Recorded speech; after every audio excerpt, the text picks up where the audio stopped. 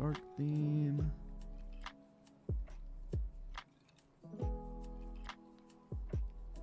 Let me mute this. Close out of Destiny. There we go. What the fuck is this? Now, hundreds of thousands of people have protested against the DW is a German public blog. Then why the fuck is it in Russian English? invasion in cities around the world. Here in Berlin, a huge rally took place at the landmark Brandenburg Gate. There were big demonstrations. What fucking, like, this is what I don't get, for one. Like, what are these protests in other countries going to actually accomplish? Like, what is a bunch of German people getting together in the middle of a German city going to do about Russia invading Ukraine? I don't really think the Russians are going to be like, oh my God, dude, do you guys see how many people are protesting in Germany right now?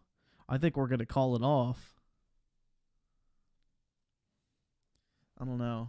It's just kind of odd to me. I never really understood that. I don't really think you all are making a big impact with that one. You could probably spend your time doing something a little bit better. But hey, who am I to judge? So, let's see.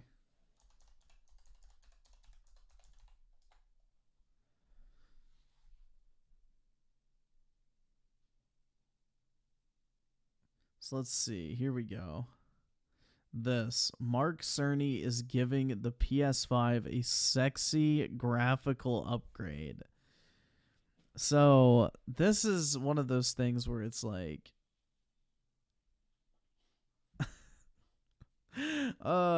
like, this is the same shit they said last generation and nothing came from it. Like, fanboys always hype this type of shit up and nothing ever really comes from it. So I'm kind of surprised Rich is kind of falling for this. It's just a marketing gimmick.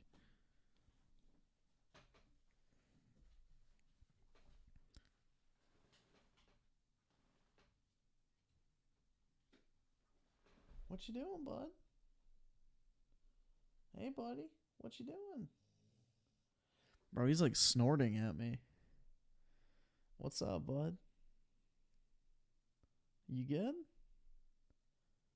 Yeah, he's just staring at me and like snorting, like... I don't know if you could hear that, but yeah. He's just like snorting over there. Bro with the 2. Oh, by the way, Roman and Byzantine Empire, the same thing. So yeah, the Byzantine Empire is just the Eastern Roman Empire, because at one point one of the emperors split the empire in half. And yeah, it's literally the same shit. It's basically just the Eastern and Western Roman Empire. So the Byzantines are the Eastern Empire, and the Western is the Roman Empire. And the Byzantines continued, I think, for like close to 1,000 years after the Roman Empire fell. So, yeah, it's the same thing, basically. And DJ Aftershock with the 2. Look, Griffin, I'm posting a Ukrainian flag. I'm making a difference. That's right, man. Russia BTFO'd. Mark Cerny is going to increase the graphical power, graphics power, graphics power, graphics power, more power, better performance, better graphics, graphical power, graphical power, graphical power, Mark Cerny. Let's get into the news. Skip it up and that up. So one of the biggest features that has been touted for the 9th generation of consoles is ray tracing, which is graphics calculations that make light react naturally to physical objects. That's as 5th grade of a description as I could give you. But ray tracing is also very expensive and is very demanding on hardware, and that's why you see games like Dying Light, if you want to have ray tracing be enabled on the PS5 or Xbox Series X, it only runs at 1080p 30 FPS. Yet we're supposed to believe, like, this isn't about this video, but all the dumb fucks that were like, yes, the PlayStation 5 will be as powerful as a 2080 Ti. And it's like, bro, they can't even run Dying Light with ray tracing on at 1080p 60. It has to run at 1080p 30. Bruh. Hate to fucking see it. It's also because the game is not optimized well, but it's my point being is that ray tracing is a very hardware demanding feature. Well, it looks like Sony is actually looking to focus on the PlayStation 5's ray tracing capabilities and optimize them and improve them. This is according to a new patent that was filed earlier this past week. This comes from thegamer.com. I'll have a link below in the description. I'll read this to you, then we'll discuss. A user on Twitter, Onion00048, drew attention to the patent filing earlier this week. According to a tweet from them, Sony Interactive Entertainment has filed a patent that suggests the format holder is looking to optimize its ray tracing effects on the PlayStation 5. They proceeded to offer more information on what the patent means for the company and who filed it. The official papers for the patent showed that it was filed by Mark Cerny, an engineer and architect for the PlayStation 5. He is also the creator of the PS4 launch title Knack. Knack, bro. I remember when that was actually being hyped up. I bought Knack and I finished it in like 4 hours. Literally one of the easiest games I have ever played in my life. He was also the architect of the PlayStation 4 as well. That's a little extra little tidbit of info there. And this is from the same Twitter user here. Sony Interactive Entertainment has filed a new patent that suggests the format holder is looking to optimize its ray tracing effects. The patent was filed by PS5 architect and Knack creator Mark Cerny, and it mentions system and method for accelerated ray tracing with asynchronous operation and ray transformation. And then you could actually look right there, and it has some diagrams that were written up, which I am not a hardware or software engineer, so this is derp to me. But needless to say, this is still fairly exciting news if Sony has found a way to optimize ray tracing on the PlayStation 5, because it is a very expensive feature. Like I brought up before, sometimes it can't be as fully utilized as it is on a gaming PC, like Dying Light 2, for example. Again, there's more ray tracing and lighting effects on the PC than there is on the PS5 or Series X. Maybe now with more optimized ray tracing features, and they optimize how ray tracing works on the PlayStation 5, you might be able to have more graphical niceties. Or maybe you could get, dare I say, Dying Light 2 to run at 4K 60, or maybe even 1440p 60 FPS with ray tracing put on. You know, those are things I want to see. There's no reason in 2022, say put the Series S aside, that we should be getting games that are AAA games still running at native 1080p resolutions. That's just, look, I think the consoles are plenty powerful. And yeah, I mean, the thing is, though, is ray tracing is kind of a gimmick. It's still, like, ray tracing really is not that big of a deal. I've turned it on, I've turned it off, never really noticed that big of a fucking difference personally. But hey, I don't know. But it just shows you these consoles are not as powerful as everybody was hyping them up to be. But just something needs to be done to optimize the game engines to actually utilize the hardware properly. Yeah, and I think the difference is, too, as somebody pointed out, AMD ray tracing is terrible, which, yeah, dude, NVIDIA is way further ahead, 100%, because once you pair, like, you can pair ray tracing and DLSS on NVIDIA cards, and it, like, makes a massive fucking difference, too. But, yeah. NVIDIA's, like, just much more advanced with all of that stuff. 100%. Their GPUs are much more accustomed to, or not accustomed, but like, fuck, I don't know what the word I'm looking for is. But anyway, NVIDIA built their chips with ray tracing in mind. AMD kind of did it as an afterthought. There we go. Got it. Properly, because 1080p 30 FPS to have ray tracing on the PS5 or Series X for Dying Light 2 is just laughable and unacceptable. So if what Mark Cerny, the patent that he files here, makes ray tracing more efficient and makes it much less expensive on the hardware, I'm all for it. And I'm sure whatever Sony has in this patent may bleed out to the rest of the industry, and then we'll see better ray tracing and more efficient ray tracing and game engines for the PC and the Series X. So it's a win for everybody. This is Rich of ReviewTechUSA signing out. Have a good one.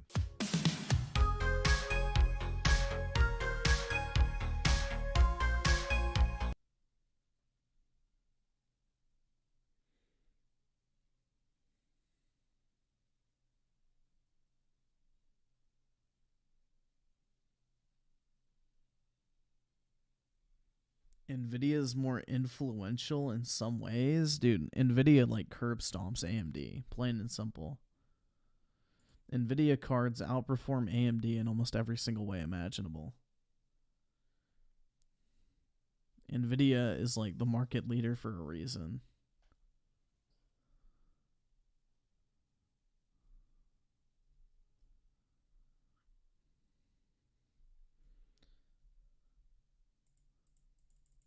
So let's see, Steam Deck review. So which one do y'all want to watch? Whose review should we watch for the Steam Deck? Who should we watch?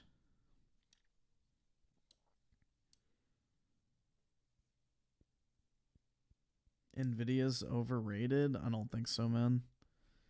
Find me an AMD card that can outperform Nvidia cards. Doesn't exist. It's easier to get AMD cards? Yeah, because nobody wants them. And no, that's not true at all. Dude, the 3090 alone has sold more cards than the entire 6000 series of AMD. That's an actual fact. Like, there's more 3090s out there than the entire 6000 series for AMD. Linus? Okay, we'll watch that. Fuck it.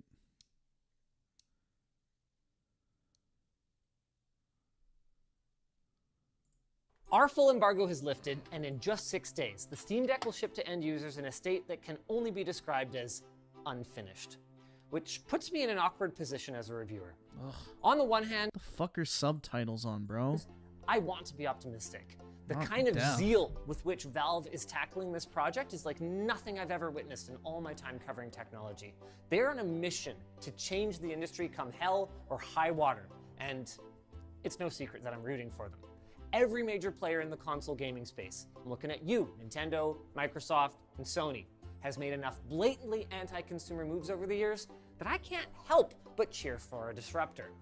On the other hand, I can't review the hypothetical Steam Deck of tomorrow, one with Windows drivers, and improved UI, and better game compatibility.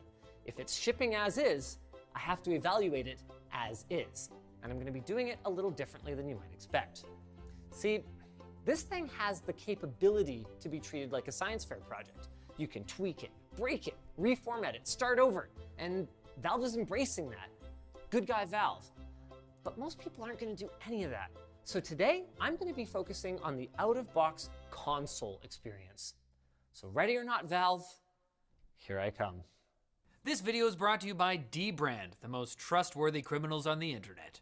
Over the past few weeks, we've been testing out dbrand screen protectors for the Steam Deck. As it turns out, the thickness of ordinary tempered glass inhibits touch sensitivity. Don't believe everything you see on Amazon. dbrand's tempered glass screen protectors for the Steam Deck are guaranteed to be super precise and work on your display. Running countless benchmarks on the Steam Deck. But really the bottom line is this. At its starting price of $400 US, the hardware in the Steam Deck is literally impossible. The internals of this thing put it in the same performance class as Ultrabooks that cost twice or even up to 3 times as much. And if it's a title in Steam's game library, the deck is almost certainly capable of running it at 60 FPS if you're willing to turn down the details. And that colossal back catalog is both its greatest strength and its biggest question mark. I'm getting ahead of myself a little bit though. Firing up the Steam Deck cold takes just a few seconds. Now let's get logged into a Steam account, you'll need to be online for this obviously, and take a tour of the interface. At launch, all the basics are pretty well covered, and I was surprised at how self-explanatory just about every menu was. Home here contains your recently launched games, news, and recommended picks from your library based on the tastes of gamers with a similar profile. One surprisingly jarring feature for me on this page was the Friends tab. I mean, it's a pretty simple feed of games that your friends are playing and recent events. You can see mine is empty because I don't have any friends. And you can chat with them to play together or view a game that you don't already own in the store. That's just pretty normal stuff, right? But what it's... Yo, I gotta ask, does anybody actually use the friend features on Steam? Like, bro, I cannot remember the last fucking time I've sent somebody a Steam message. Like, deadass. I don't fucking know. I've never really used the friends features on Steam. So that tab will be completely fucking dead to me. It serves to highlight is the Steam Deck's online-first design, and I couldn't help feeling, looking at this, like the Switch is suddenly this relic of a different gaming era. The rest of the main menu is accessed using the Steam button. You can hold it, by the way, for a comprehensive list of useful shortcuts or chords. Then from here, you can use any of the 4 methods of navigation: joystick, D-pad, touchpad, or touch screen to arrive at your destination. And wherever that destination is, there's a pretty good chance that you're gonna find some, let's call them growing pains. All right then, let's pretend I'm a brand new customer who doesn't own any Steam games, and I head straight So what if I don't have friends, dude? You don't have to rub it in. for the store. No, not that store, although they do have excellent water bottles and mouse pads there. To Valve's credit, this has already improved a lot. In fact, it was part of a big, long list of improvements that Valve sent me just minutes before we sat down to film this video. But fortunately, I caught this one already.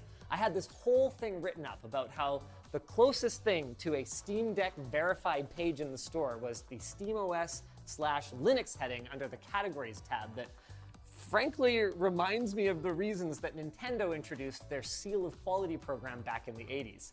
Like, honestly, Climb Fall Human guys? Really? I wonder if it's a Fall Guys ripoff. One of the new and trending games was like, Elf Wives Cheat to Ride My Meat. Hell yeah. I'm gonna pick that shit up. Fortunately, that mess has been papered over with a proper Great On Deck header that allows you to browse titles that are verified to run flawlessly by category, popularity, ratings, discounts, all the usual fare. And this is hugely important because for those who haven't been closely following Steam Deck news, it runs a modified version of Arch Linux called SteamOS. And game compatibility relies either on the developer to build a Linux native version of their game or this super cool compatibility layer called Proton or Steam Play. So this is great, but there's a bit of a navigation problem here, Valve. Where on earth is the comprehensive list of Deck verified games? You've got this wonderful page on your website outlining the 4 different tiers of compatibility: verified, playable with tweaks or workarounds, unsupported, and unknown, but nowhere on the official site, or more importantly, in the store, can I just browse a comprehensive list of every game that works on the deck. And whatever the reason is for this obfuscation, I don't care. It's a terrible user experience. My first Google hit for a workaround was this list on digital trends from a few days ago. I mean, I guess this wouldn't really matter, because isn't there like the little icon now in the Steam store? I'm pretty sure. Like, hold on, let's check. I think there's like an icon now in Steam. Maybe I'm wrong, but I saw some shit on Twitter where there was like a little icon or something. Maybe it only pops up when you're in like big picture mode. I don't know, but there was like a little icon with like the deck logo.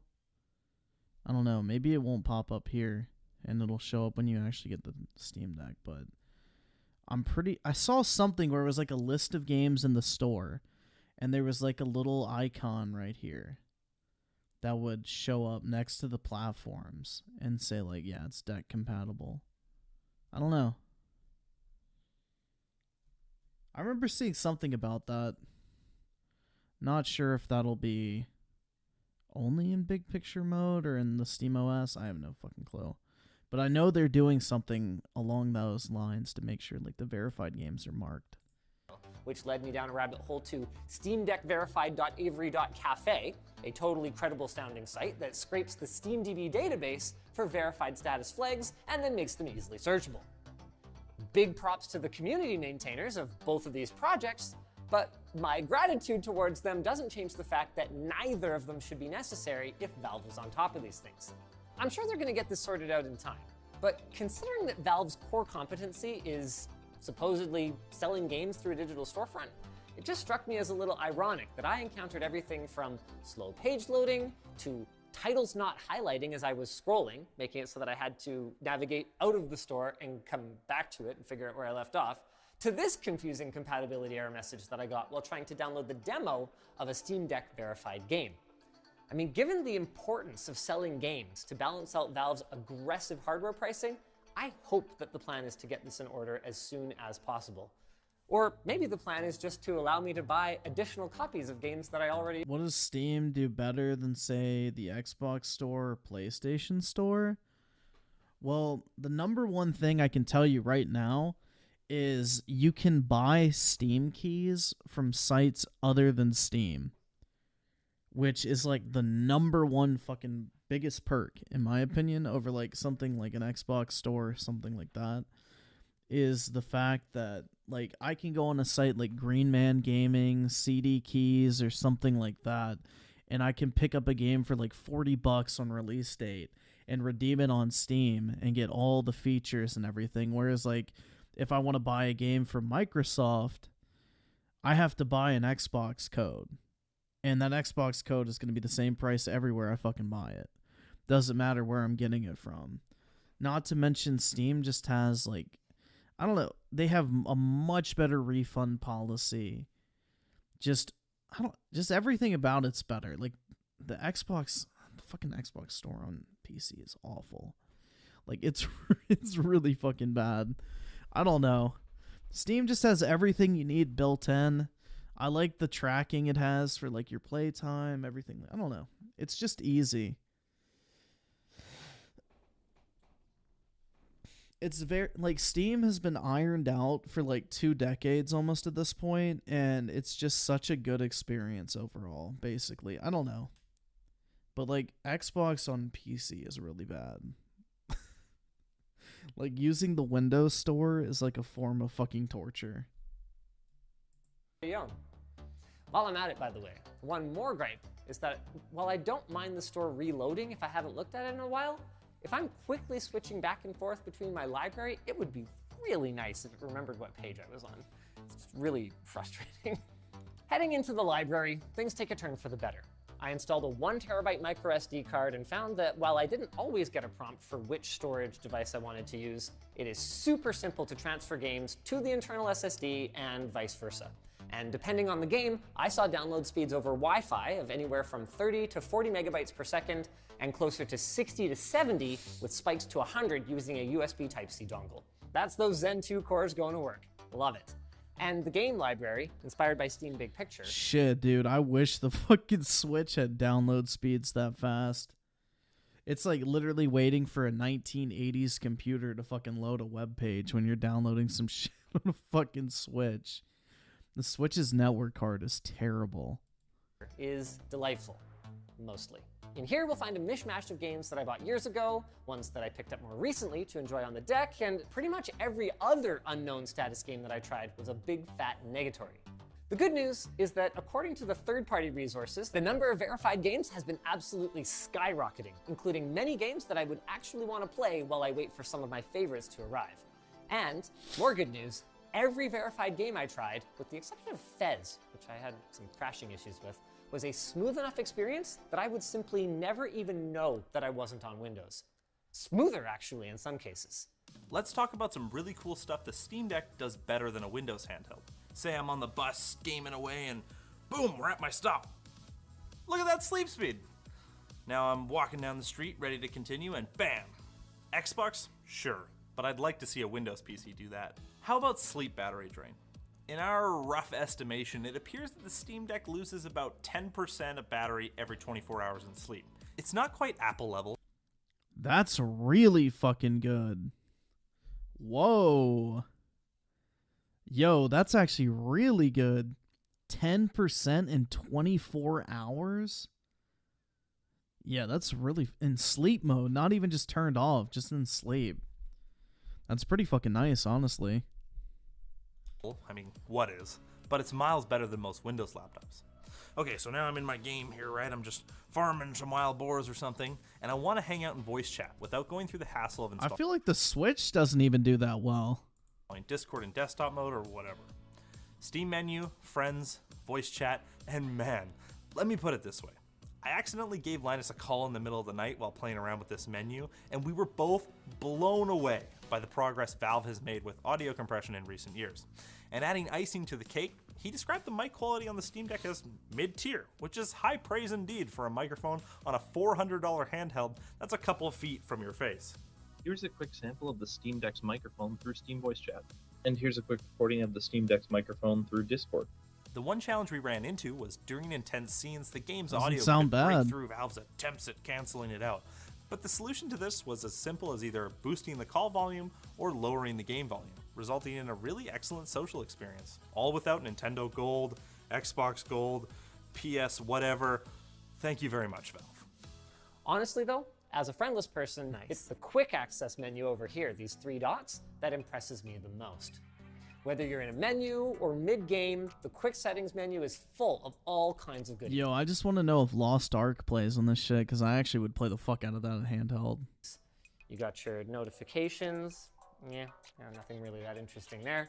A way to more quickly access your friends. And you've got your quick settings. In here, you can adjust screen brightness, and you will want to do it this way. Not a huge fan of Valve's auto brightness. I think it needs some work. You can adjust your rumble and haptics, which, by the way, are still unamazing because they don't have dedicated hardware for it, but both of them are greatly improved through updates since our hardware review. And you can prioritize your connected controllers, toggle your wireless radios, all that good stuff. Bluetooth audio, by the way, for those who are bitter about years of Nintendo apathy, was completely painless with both my LG Tone-Free FP8s and my AirPods Pros, and I didn't try much else.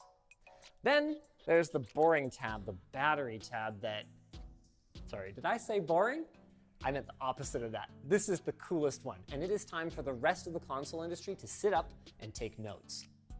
That right there is an integrated performance monitor based on Mango HUD. And it's time for a bit of a side story. You could argue that Microsoft has good coverage of the consumer spectrum, with Windows for enthusiasts and tinkerers, and Xbox OS for normie gamers. But what they don't do a good job of is bridging this gap. And when I contacted them asking for a temperature readout for the Xbox Series X, for example, they acted like I was from the moon. An FPS counter? Why would you want that? More like, what are you trying to hide? This is in stark contrast to Valve's approach here, which appears to be, well, I don't know, man. I mean, it's your thermal diode. I assume you want the value it's outputting, right? Damn straight! I mean, why pretend that a performance issue isn't real, creating confusion among consumers when you could just give the enthusiasts the tools that they need to diagnose it for you, and better yet, probably solve.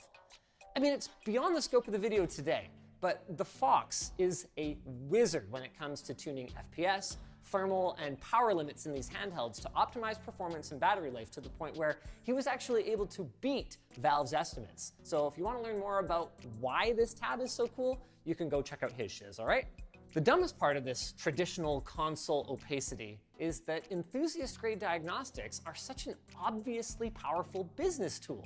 And when Steam Deck 2 comes out, it's going to be trivially simple for gamers to compare performance, which is a powerful upsell mechanism that it is baffling to me that everybody else doesn't want to leverage.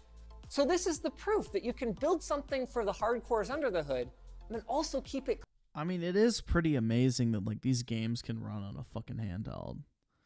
Like, I know people were like hyping up the Switch, like, oh my god, dude, they got Doom 2016 running on a handheld. It's like literally almost every single game on Steam now runs on a handheld, which is really fucking crazy. I don't know, this device is just really cool. I've been excited for it ever since it got announced, and I'm glad that it's like almost time to actually get it, because I can't wait to pick this shit up. Oski Woski with the 2, can't wait for my deck to come in. Yeah, I'm really kind of pissed I didn't get first wave, but hopefully either this week or next week I get it, because I really want to fucking try this thing out. That's not big. Oh wait, fuck, wrong one. Yeah, I'm a gamer. 7 inches? That's pretty big. And McKinsey with the 2, gaming for Windows Live, games won't work still. Yeah, rip. Yeah, games with Windows Live was fucking stupid. But Microsoft typically does not know how the fuck to make gaming applications for PC. Even now, like, the Xbox launcher is kind of, it's kind of mid. But yeah, it is what it is, man. Oski Woski with the 2, Lost Ark doesn't work because of the anti-cheat. Hopefully they fix that, because Valve's kind of been going through all those individually and trying to get them to be compatible. So I would assume, because Lost Ark's big enough. Oh, listen.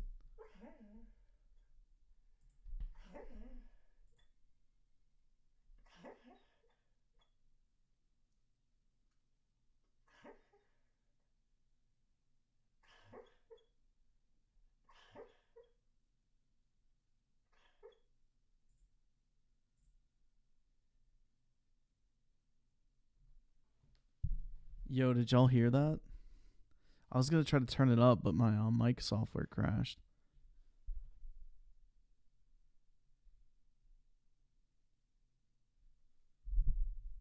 Y'all heard that, right?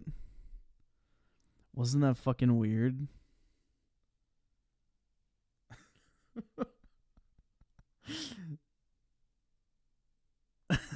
Dude, just make some weird fucking noises.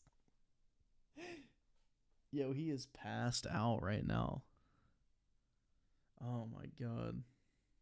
Hold up. I'll show you guys.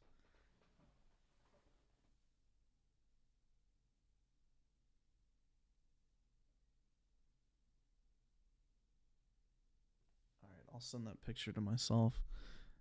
Dude, he's like just zonked right now. Clean for the normies that never want to look at any of that stuff. I actually get a lot of BMW vibes, to be honest. Great hardware, fantastic out-of-box experience, definitely some quirks, but also a ton of thought that goes into weird edge cases. For example, I ran an update, and while the deck was rebooting, I went out of network range. So it got a little confused for a few seconds when it turned back on. Then it kind of went, oh, okay, I guess we don't have network. Just dumped me in the profile selection screen. I clicked on it and boom, I was on the homepage. I mean, Valve. Here he is. He's just zonked right now, dude. Just chilling on the floor. But yeah, he's getting big. But yeah, that's him, like, in real time. He's just chilling over there. But yeah, he makes a lot of noises when he sleeps. It's kind of weird. Like last night, I had him sleeping up on my bed, and he started like making those type of noises, and I woke up like, what the fuck? And then of course, because I woke up, he woke up, and then he started wanting to jump around and play and shit. I'm like, hell no, bro. It's too late for this shit. Damn, he's big. He is getting big. He's only like, he's 40 pounds now. So, boy's getting big. Valve has had a much better offline experience than many other platforms for years, and that work is paying off in spades here. One of the biggest challenges that they face with the Steam Deck is handling cloud saves with a portable device. So to address this, they introduced a technology that allows seamless saving across devices, and that sounds great for the future. Gotta run to the can? Take your deck with you. All done? Pick up where you left off on your desktop. For the moment though, things are a little more kludgy. To demonstrate, let's abruptly suspend a game session here. The deck goes to sleep, we go to launch that same game on desktop and, oops, we get a prompt warning us that we could lose progress if we continue. Waking the deck, closing the game, and putting it back to sleep resolves the issue, but it's not particularly elegant for the moment. And there are still quite a few rough edges. Here are a couple of navigation annoyances, for example. The keyboard doesn't roll over horizontally. Oh, and my precious quick access menu. This one drives me absolutely crazy. As you are scrolling through the submenus here, okay, if you go all the way down, it doesn't go into the next parent menu, obviously, because that would be stupid. But if you go up, it just carries all the way through. Some consistency would be nice here. But I'm sure Valve is going to see this and fix everything that I've talked about before any customer actually gets the device in their hands, which leads us perfectly into a huge discussion point. We've almost completely glossed over some massive elephants in the room. We've hardly even touched on game compatibility, especially with third-party launchers and anti-cheat schemes, and that's for good reason. We just don't feel like it should be our focus today. It's not perfect today, no doubt. Much of both of our Steam libraries are either entirely incompatible or have issues, but the Steam Deck needs to be evaluated for what it is, not what we wish it could be. It's a console, which means it's compatible with the games it's compatible with, but unlike any other... Yeah, I am the type to write off a 3090, or get a 3090 Ti, because I can write that shit off on my taxes. Fuck yeah. If I can get a 3090 Ti, I'm definitely going to buy one, then I'll sell my 3090. And then I won't have to pay taxes on $2,000 worth of income. So, you're goddamn right. I would upgrade. Console in history, it's fluid. Using a compatibility tool like Lutris means it's entirely conceivable that a gamer could flip over to desktop mode on the Steam Deck and fire up Anno 1800. Yo, I just realized I haven't fucking eaten anything today. Shit. Unfucking lucky. Using the touchpads. But unless they're willing to put in the work and maybe tolerate some inconveniences, like the fact that I don't know why the fuck I just thought about food, but yeah, I've literally had nothing to eat today. Fuck. multiplayer doesn't seem to work at all, despite a gold rating on ProtonDB, it's just not going to be the kind of experience that most gamers are after. Which is why we feel that most people should probably look at Valve's verified list, or somebody else's, and make their own decision. It's an easy one for us. We're in. If you're on the fence but have a gaming PC, fear not, because for games that don't yet run natively or through Proton, Steam Remote Play on the deck is probably the best, most responsive game streaming setup I've ever used. It's straight up outstanding, and we don't say that a lot. But we'll also be looking at some of the more hacky use cases in more detail in the future once Valve's had a little bit more time to not complete the Steam Deck. Ah yes, we're back to that. What might surprise you about our It's Incomplete take is that Valve agrees. Obviously, they've been hard at work refining the experience in the lead up to the consumer launch. Nobody wants to embarrass themselves, but they also have no intention whatsoever of stopping here. It's frustrating because it means consumers are expected to take whatever Valve offers today and trust that someday it'll live up to the vision, but it's also encouraging because it means that, looking at it like a console, once we've worked through the generous 400 some odd game launch titles, there's hope that it's going to be better for years to come.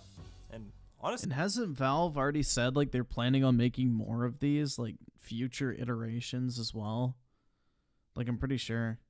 I'm hopeful.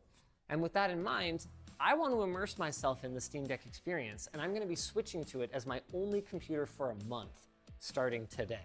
During that time, I hope to explore the desktop experience, browser games. Apparently, controller support is coming to a Chrome update, which sounds super cool.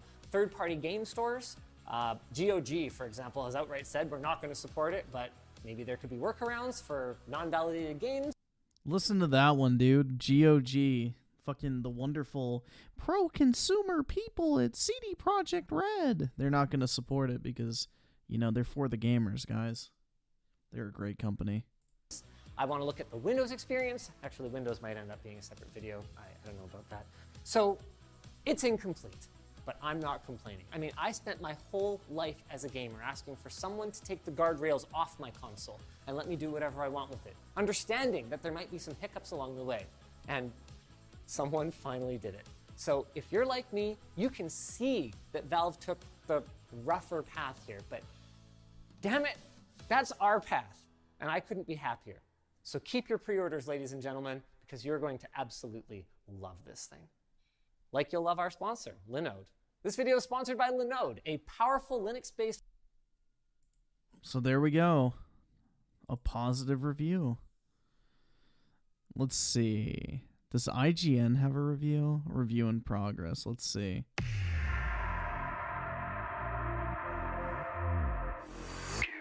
Right now, trying to review the Steam Deck is like hitting a moving target. Valve's ambitious handheld gaming PC is coming in so hot that what I first booted up a couple of weeks ago was very different from the experience I have with it today. And that experience will almost certainly be very different in another few days as we get some very important software updates that, among other things, will include a graphics driver for Windows 11. Uh-oh, dude. This is going to trigger the fucking fanboys. That driver will let us test out how it runs games outside. See, that's wild, though. They got a fucking game like God of War on a handheld. Like, that's really cool. I don't know. This is just such a cool little device. Alice Games for fun with the 2? Taco Bell? No, probably not. I'll just get something tomorrow morning. Maybe I'll order Chick-fil-A. That shit would probably be fire. Some chicken minis. That's some good shit. And Jesus Wagon with the 5. Throughout this whole stream, I finally beat the Crucible Knight. Can I get a gaming? Yeah, sure, man. Gaming. And Peaches with the 2, that's definitely going to hurt the back. I know, man. I'm going to have to go ahead and get my fucking back brace ready and on order. Just in case, man. That 1 pound Steam Deck is literally going to put me in the fucking, like, wheelchair at some point. side of the preloaded Steam OS and work around some of the inherent limitations of playing on a Linux-based system. So this review is going to be in progress for a little bit before I can put a final score on it. But what I can tell you right now is that when the stars align, this chunky handheld can do some impressive things when it comes to realizing the promise of letting you take your Steam library anywhere.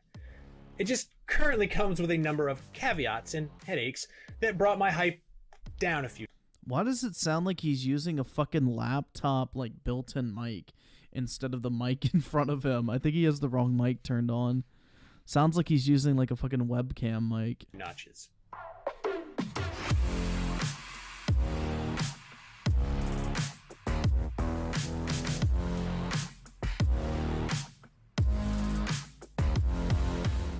As you've already seen from the memes, this thing is pretty massive. It is 11.7 inches from end to end, which is more than 2 inches longer than a Switch.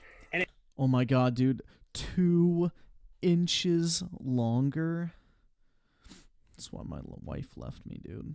Because someone else was 2 inches longer. So I guess it is a big deal. Fuck. At 1.5 pounds. Oh my god, 1.5 pounds. It is quite a bit heavier. Yeah, get ready, man. Hope you guys have been doing your fucking bicep curls, because holy shit, bro, 1.5 pounds. Hope you can handle all that gaming. Size difference is enough that going back to my Switch after using the Steam Deck exclusively for a few days makes the Switch feel like a micro console. It may be a handheld. Halo Infinite has less player numbers. Wait, for real? Nah. That's got to be cap. 1,800? What's Halo? Yeah, Halo Infinite's got more people. Yo, 5,000, bro. That's not good. But yeah. Halo MCC does not have more people, though. I took the bait. Oski with the 2. Hell no, 2077 not on Steam Deck. Lord Gabe, please help. It should be. No, it should work fine.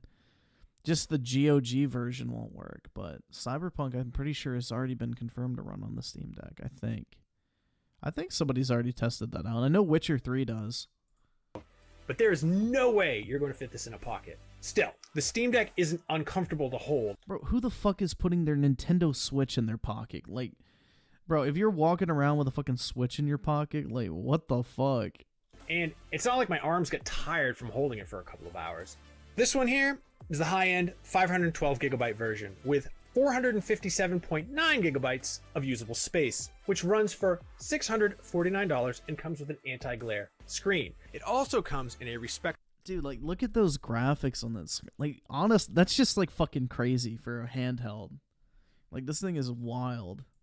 256 gigabyte and the hilariously small 64 gigabyte sizes for $529 and $399 respectively.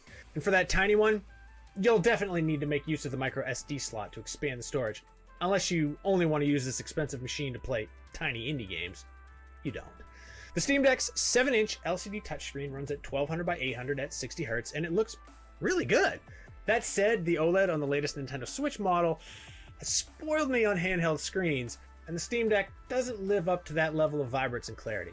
But unless you're going from one to the other, it's not bad at all. The outer shell might not be the sexiest looking tech ever, but it has a subtle texture to it, somewhat rougher than the texture of an Xbox controller, and it feels good to the touch. The grips on either side bulge out at the edges, making it much more comfortable to hold in my adult-sized hands than a Nintendo Switch. The main buttons... Yeah, I was about to say, dude, like, I'm actually kind of happier that the grip is wider, because I literally will get, like, a fucking cramp holding the Switch, like, in the handheld mode, which is how I primarily play it. Like, the Switch is so fucking uncomfortable to hold. I don't know. So I actually like the fact that you have more real estate to actually put your hands on versus the tiny little fucking Joy-Cons. Feel like little pieces of flawlessly smooth, hard candy with a nice travel and just enough resistance. I'm not quite as into the D-pad, which feels well built, but it's a little mushier than I like. And the way it's positioned to the left of the thumbstick... Bro, who the fuck actually uses a D... Yo, I'm gonna be honest. I can't remember the last time I've ever fucking touched a D-pad on a controller, other than to like call in a fucking kill streak. And God, that's about it, man. That's about fucking it. Threw me off a little. The thumbsticks, though, they're my favorite feature of the Steam Deck. They're perfectly smooth without feeling loose or sloppy, and they revert back to center with a satisfying snappiness.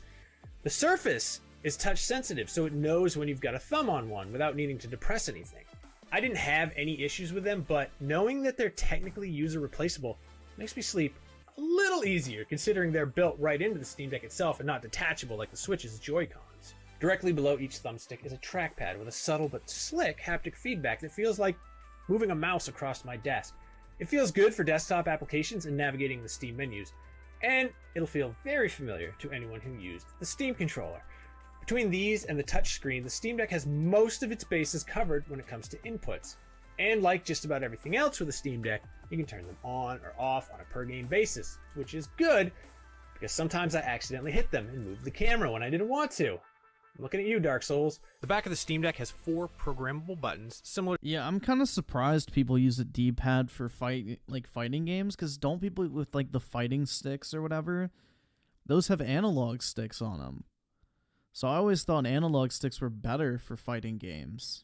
It's the reason why like the fight sticks have like an actual stick and not a D-pad, but I don't know, man. I've never really used D-pads. Similar to the button placement you find on the Xbox Elite or other high-end controllers. They're absolutely my least favorite inputs of the bunch. The placement is difficult for me to grasp with my larger than normal hands, and I just don't like the way that they feel. The response is soft and the clickiness is weak. Because of this, I actually didn't use them for anything, which is great since they're entirely optional. The USB-C port is located at the top of the Steam Deck, near the power button. It's kind of a bummer there's only one, because that means you're probably going to want a powered USB-C hub to connect things like Ethernet, HDMI out, external storage, or any wired peripherals while you can still plug it into power. The volume up and down buttons are on the left side, and sitting between them is the Steam Deck's primary cooling vent. It pumps out a continuous stream of heat, because most of the time, the fans are running at their highest setting.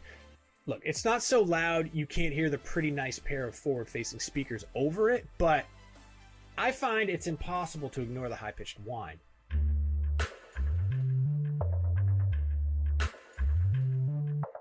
The user interface on the Steam Deck is a modified version of the Steam desktop app you're used to, especially if you've ever used the big picture mode. Navigation is fairly easy, although things as simple as locating your library aren't very intuitive at first. Where things get tricky. Yeah, I mean, I don't really play fighting games, but I have never once used like a D-pad in a fighting game ever. I don't like D-pads. I think they're like, ever since the fucking DS was no longer relevant, I've never used a fucking probably D-pad in my life. I've always just used thumbsticks. It's way more comfortable. I don't know.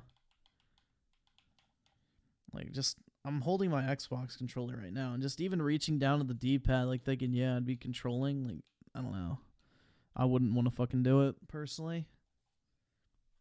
Tricky is when you're in a game. The Steam button on the left and the menu button on the right both bring up overlays, with the menu button having notifications, performance options, and quick settings. The Steam button brings up a more detailed list of submenus, including home, library, power options, and more detailed settings. This is on top of the menus in games brought up with the pause and select buttons that you're probably used to using. The confusing part for me came when I wanted to turn off the gyro feature in Sekiro. I couldn't remember, is that an in-game setting or a Steam setting? So I went through all the possibilities. It turns out, oh, it's none of the above. It's actually accessed through the game menu that complements the settings menu when you hit the Steam button. Yeah, it's as clear as mud.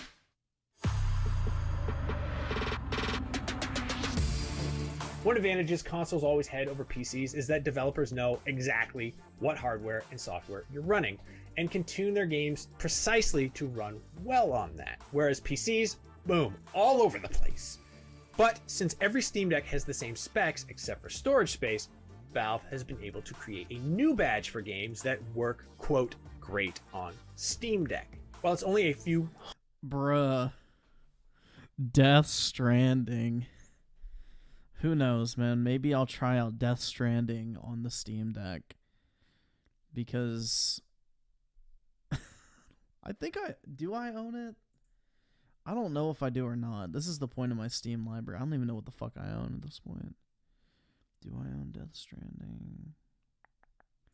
Oh, I do own it. Yup. Never played it, though. Dude, I don't even know what the fuck I own at this point. This is bad. I have so many games on Steam that I've never even touched. 100 out of the many thousands on Steam. The list is growing every day as Valve continues to test. I have had a handful of crashes playing games that earned the seal of approval, but by and large, my experience has been great when playing recent games like God of War, Sekiro, Doom, and Deathloop. They all run at good, stable frame rates, and it's delightful having so much power in the palm of my hands. Games with this icon have been tested and will work, but with some caveats, like fonts that are too tiny to easily read on a 7-inch screen. Stellaris is a great example of this. Infinite gameplay possibilities, itty-bitty reading space. Everything else, well, it's a crapshoot, and the Steam Deck takes some bad beats when it comes to some hugely popular PC games that just don't work. Skyrim runs great, as long as you're not moving. GTA 5 didn't launch at all. Fortnite, Destiny 2, Lost Ark, and Halo Infinite are nixed by a lack of anti-cheat support. And there are lots more that just won't play nice by today's version of SteamOS. Will Valve ever get that sorted out? Maybe, maybe not. And it's a great big asterisk next to the promise of taking your whole Steam library with you wherever you go. I also haven't been able to get non-Steam games like Diablo 3, Call of Duty Vanguard, or Sifu working yet because, unless you're a hardcore Linux gamer, making them play nice requires a lot of time in the command line, and even then, unexpected permission errors stopped my progress just short of the finish. Hopefully it's cleared up soon, but unsurprisingly, none of them have been tested on Steam Deck. But hey, remember why this is a review in progress. All those compatibility problems are... If they can get Lost Ark on this thing, I'm gonna be using this motherfucker, like, all the time. a result of being limited to Steam OS for now. When Windows is up and running, all of those games should work just as they do on any PC. Time will tell. Beyond that limitation, the biggest, most deflating issue I've had has been on battery life. On default settings, God of War chewed through the whole thing in just 90 minutes, which is only 3/4 of the minimum 2 hours Valve advertised. Sure, we'll be able to tune games to pace themselves a little better than that, such as by limiting them to 30 frames per second rather than 60, but it was surprising how fast it went. Oh, also, it gave me no warning at all that the battery was about to die. It just died. The other buzzkill is that even on the high-end Steam Deck, loading times can get extreme. God of War took nearly a full minute to get me into the action, and Deathloop was 2.5 minutes from the moment I pushed play. Smaller stuff like Hades, yeah, pops up in under 10 seconds at least. The Steam Deck might be running off an SSD, but it doesn't hold a candle to a PS5 or Xbox Series X in that department. I've been spoiled. Dude, it's $400 fucking bucks. Like, it's a little fucking handheld. They're not gonna put like some massive SSD in there that overheats. Because it's the other thing too, is the faster your SSD, the more cooling you need. At the time of this writing, it's entirely possible to install Windows on the Steam Deck. In fact, I was kind of in love with how snappy it is compared to my aging desktop. But without the graphics driver for the custom AMD APU, I couldn't play any games. But in either Windows or Steam OS, here's something your console can't do. You can jump right out of the Steam environment and presto, you're on a full-fledged PC that can do anything you'd expect a PC to do. As of right now, on-screen keyboard functionality is spotty, so you'll probably want to use a Bluetooth keyboard and mouse. But it's interesting to contemplate that with just a few accessories, the Steam Deck could be someone's only PC, and that honestly wouldn't be a terrible setup. When you factor in all of that vast multi-use capability, the extra cost above a Switch, which to this day still has no web browser or Netflix app, doesn't seem that unreasonable.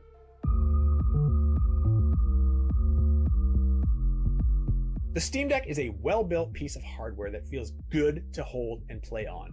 When you're playing a Valve-approved game, it's actually incredible to get this kind of performance out of a device so relatively small and compact, even if the battery can be gone in a flash if you're not careful. But on the eve of its official launch, it isn't the smooth user experience I had hoped it would be. Aside from the frustrations I've come to expect and accept from PC gaming, the biggest problem I've encountered has been spotty compatibility with Steam OS.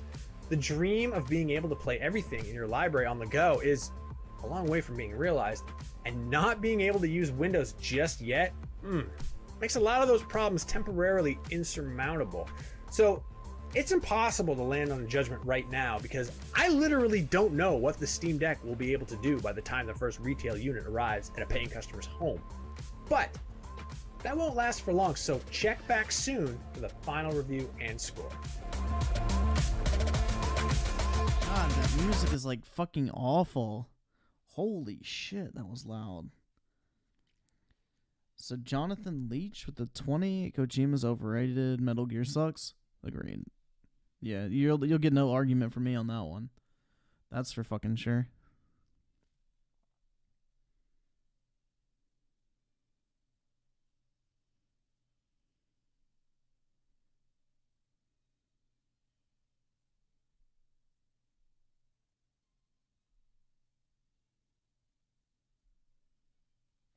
But yeah, let's see.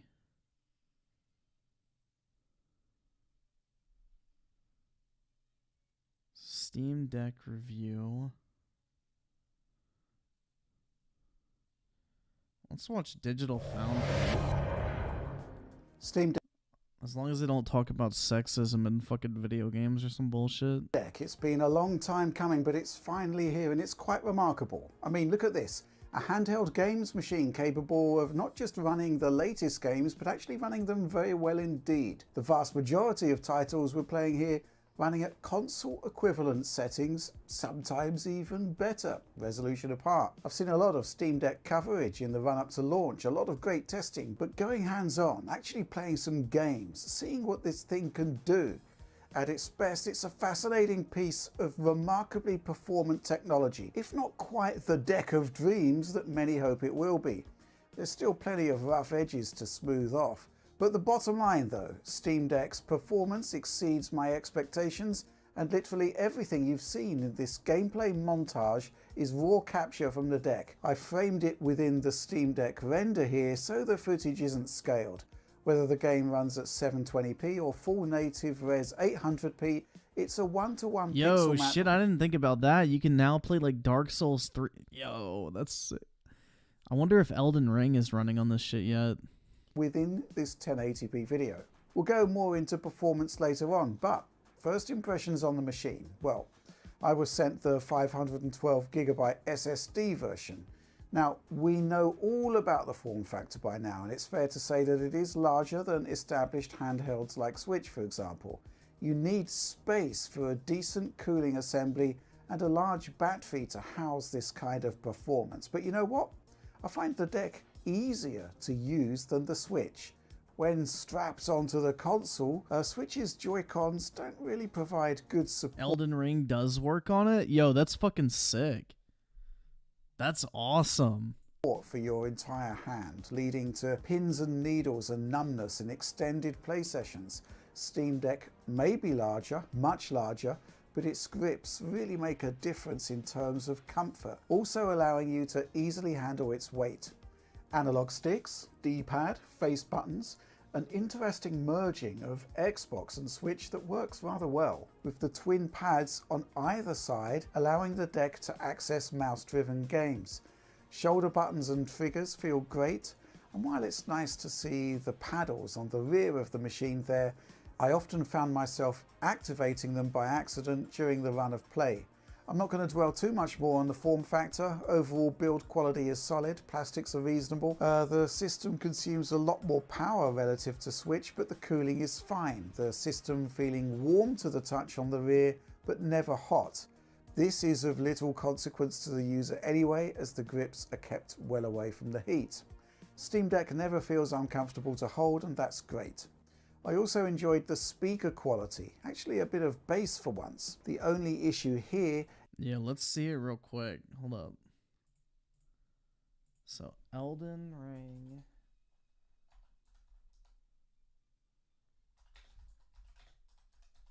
Steam Deck. Let's see.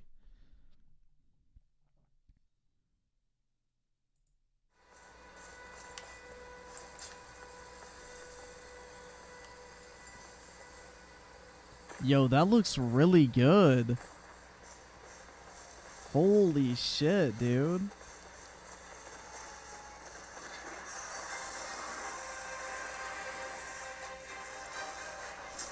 Why isn't he locked on?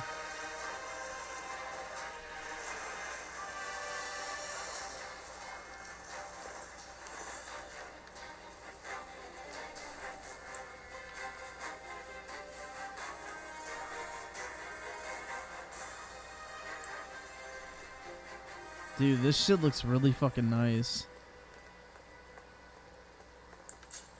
I've already played some of Elden Ring. I beat my first boss the other night.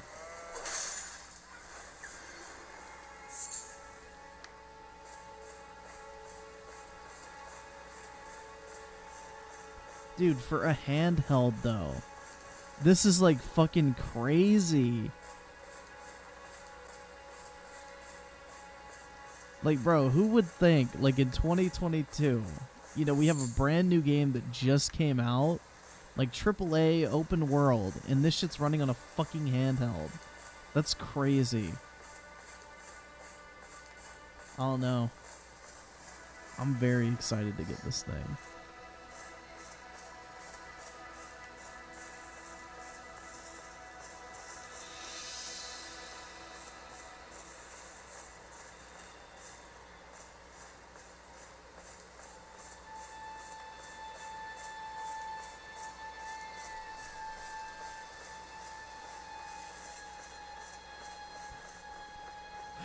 What do you guys think? Does this look a little bit better than Breath of the Wild?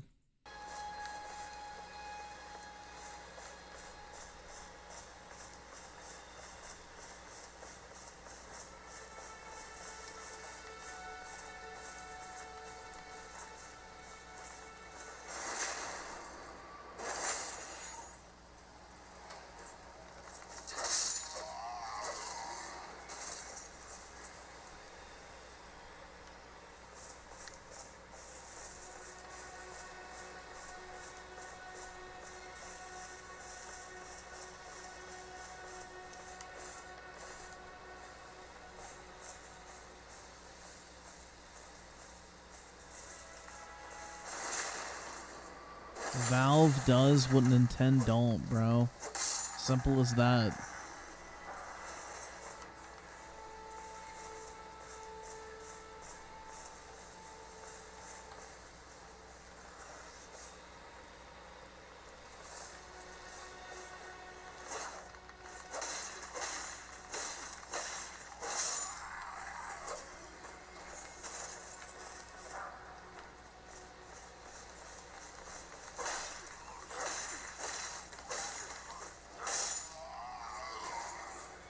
Dude, this shit looks fucking fire. I don't know. Yeah, I can look up and see if there's Cyberpunk on it real quick. Let's see. I'm pretty sure it is.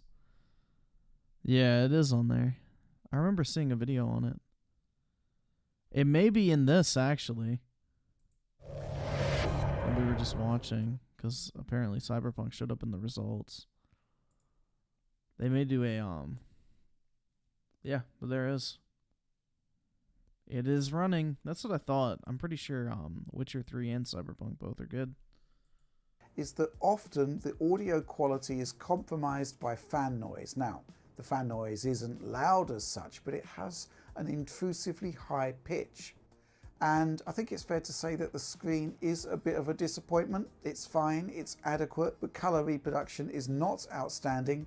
There's no variable refresh rate support that would have been really useful for this kit. And the screen itself, it's not particularly vivid, meaning it's best for indoor play. It's not super bright at all, even at max settings. Ports wise, nothing on the bottom except micro SD card access, while on the top we have volume controls, 3.5mm stereo jack for headsets, along with a USB-C for power, video out, USB expansion and the like. Valve does have a bespoke dock on the way, but any decent USB-C hub out there should do the job.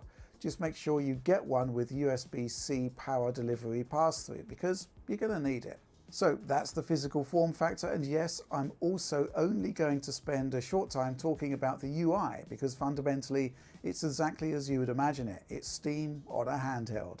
Underneath the trackpad on the left is the Steam button, which gives you easy access to Steam essentials. The home screen, your library, the store, the usual Steam stuff. On the right, a mirroring menu button gives fairly quick access to notifications, your friends list, a pared down settings options screen, and most intriguingly of all, a performance menu. Here you can specify varying levels of internal performance metrics, the ability to toggle between frame rate caps of 30 and 60 FPS, and even the ability to change the Van Gogh APU's thermal power limit, and even its GPU clock speed. The 30 FPS toggle, it's extremely useful, as we shall see, but I'd recommend leaving the other options just as they are. Now, the scaling filter here is perhaps more useful when docked, but essentially it tells the deck what you want to happen when a game is running at resolutions underneath 800p or 720p. You can upscale with a standard linear technique, a nearest neighbor algorithm, which is potentially great for retro emulators, and an integer option, which basically leaves it at native res with black borders around it. FSR, Fidelity FX Super Resolution, well, essentially you can choose the display resolution in game, and FSR then scales it up to the screen's native pixel count, and you can adjust the edge enhancement effect. It's still FSR, but somewhat different to normal in-game FSR, which should always be chosen in preference to this one, in my opinion. In-game FSR usually works on the 3D content only, leaving HUD elements at native res. The system level FSR, though, upscales everything, which is not ideal. The interface is fine, but certainly not pared back and simple like a console would be. In truth, it couldn't be. It's a PC. There's just far too much going on, but I think Steam users will appreciate the levels of functionality on offer. Yeah, I was about to say, like, I don't think anybody's going to be bothered by the fact that this thing has all the features that Steam does. Like, everybody knows how to fucking use Steam that's buying this thing, because you had to be, like, a Steam user in order to even get this thing in the first place. So, I don't really think that's a big issue. For here, the only real criticism of the UI beyond its density is that it can be fairly slow, and it's definitely a bit cumbersome to use. But Valve does deserve some kudos here for the suspend function, essentially allowing you to pause gameplay whenever you want and put the system into a deep sleep state. Essential for bite-sized gaming on the go, but this system does need to be expanded to include the ability to download games while the system is suspended, something that was there on day one on Nintendo Switch. As it is, if you're downloading games on the deck, it has to be fully active during the entire download time. I've spoken to Valve about this, and they do say that this is a feature that they are aggressively working on, so fingers crossed this will be added soon. So let's talk about performance, where I think it is reasonably safe to say that Steam Deck exceeds my expectations, especially considering the onerous limitations in effect here. Let's consider each of them in turn. First of all, this is an AMD APU. We have a 4-core 8-thread Zen 2 CPU cluster, and the RDNA 2 GPU occupy the same die, essentially competing for resources between them, something few, if any, developers would have catered for in their game designs. Core to those limited resources is the power input, capped at a relatively minuscule 15 Your mom watts. wants a Steam Deck? Secondly, should get her we one, have man. the Linux-based nature of the deck itself. Make your the mom a vast gamer majority girl. of the library are titles designed for Windows, and those need to go through the Proton compatibility layer in order to work, which must surely limit performance to some extent. To what extent it does limit performance, we don't know right now, because Windows drivers for the deck are not available during this part of the review period. And that's a bit of a shame. In analysing performance on the deck, for this segment I am benching at 720p resolution 3 ways. First of all, we have the unlocked performance of the deck itself running via the bespoke Steam UI. Now this is always running with VSync on. There's nothing you can do about that. Even if you specify turning off VSync within the game menus, it always stays on. Secondly, I rebench the same areas with the deck's 30 FPS cap active. What we're testing for here is stability, right? For a 30 FPS mode to work effectively, you need a new frame every 33.3 milliseconds, not the uneven frame delivery we've often seen elsewhere and complained about. Finally, we do manage to get VSync off measurements with fully unlocked performance via the Linux desktop. Here, thanks to an assist from what the fuck is that bar flashing for over there? We have a customized version of what is essentially the Linux equivalent to ReviewTechUSA statistics server, Mango HUD. The flashing border on the left there is the FCAP border markup, allowing us to easily track frame persistence with VSync off. Now, a word of caution on the desktop benchmarks. Valve tells us that only 4 CPU threads are available, potentially impacting performance when the game is CPU limited. Thankfully, the vast majority of the tests here put GPU first, with CPU issues only having a very minor impact, as we shall see. Before we go on, a word on presentation. Like, dude, just the fact they got fucking Forza Horizon on this shit is pretty crazy. For benchmark tests, I'm demonstrating the content tested here by showing what you might call hero background video. This is running at the same settings as what I used for the deck tests, but for the purposes of making a good looking video, it's 1080p and 60 FPS. Now over this, I'm plotting the frame rate and frame time data from the deck as it was analyzed in those 3 different ways. So let's get into it, starting with control, where I benched at enhanced console settings. Consoles are effectively PCs low with medium reflections. I've bumped these up with high level of detail, high textures, and high texture filtering. You'll note immediately that we're kicking off with unlocked performance that's actually touching 60 frames per second.